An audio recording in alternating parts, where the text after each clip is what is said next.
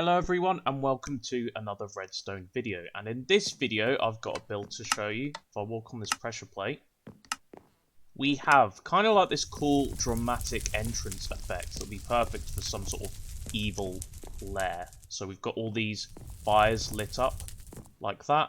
If I wanted to put them out, I just press this button like that. So that was the full build, but here is the redstone involved, sort of like the redstone skeleton of the build. And as you can see, it's pretty simple. All we have are dispensers around the outside pointing to netherrack, or you could use soul soil if you want a blue flame. And they are being powered at the same time, and we've got the repeaters in between them to produce that delay. So they are being powered when I step on this pressure plate, like that. They're powered one by one. And if I want to extinguish the flames, all I need to do is press this button, because this redstone line is wired up to sticky pistons, and when they move the blocks, it will put out the fire, like that. So I will leave this screenshot, or this shot of me looking at the redstone, if you want to use that for your build, or if you want a full tutorial, that's coming up just next.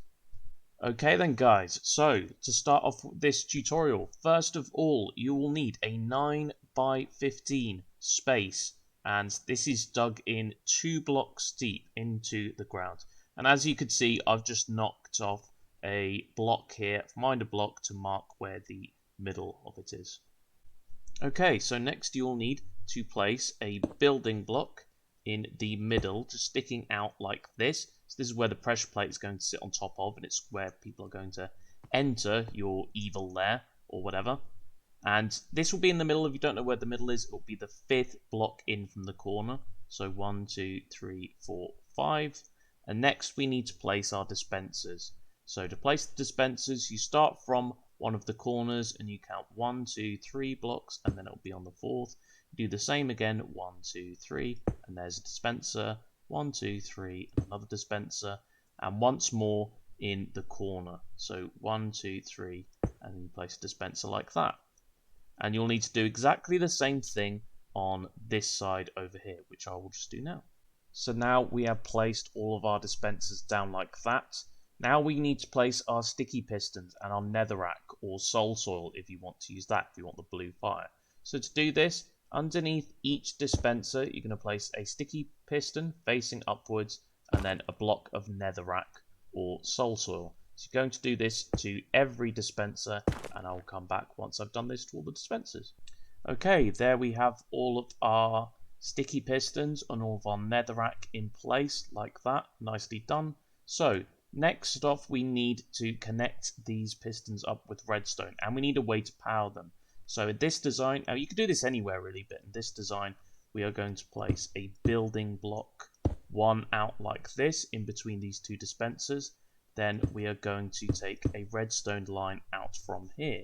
So this needs a button on it, any button will do, a piece of redstone dust on it like that, and then a repeater pointing out of that block here. So when I press the button, we get an output from this repeater.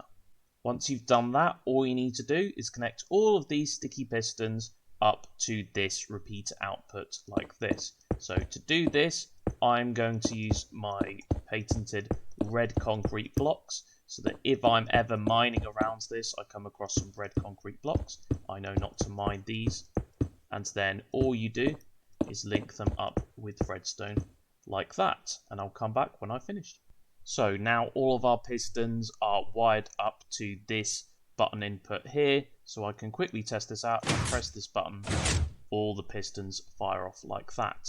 But now we need to wire up the dispensers themselves, so they actually light the netherrack in the nice pattern that we saw at the start. So remember, this is the input, so it's going to be this pressure plate here. So we're going to place a pressure plate down like this, and we're going to have a redstone line going across here.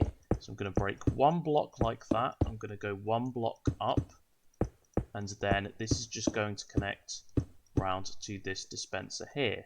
So I need to place redstone dust on these blocks like this. I'm going to place 1 repeater with 4 ticks, so that's the maximum level of delay that you can have, and I'm going to connect the redstone like this. So we do the same for this dispenser, some redstone blocks like this. Well, not redstone blocks, but red concrete blocks.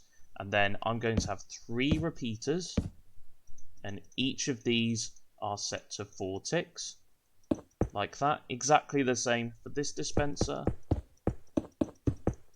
So 3 repeaters, each set to 4 ticks.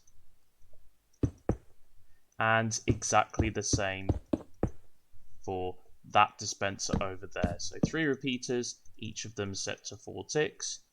And then just need to connect the redstone like that. And I'm going to place a block behind this dispenser and power it that way.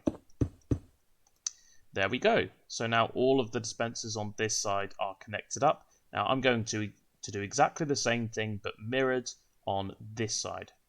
So the next thing you'll have to do is put flint and steel in all of these dispensers. Now you can have to have at least 1, or you could fill them up with 9, which is what I'm doing right here.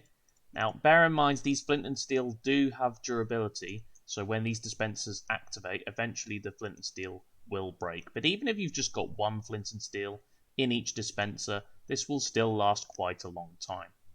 Okay, so I've put flint and steel in all of the dispensers, so let's check out our redstone. If I step on this pressure plate, then there we go, all the dispensers are firing just like they should. And then I can press this button, push all the pistons, and then the fire is extinguished.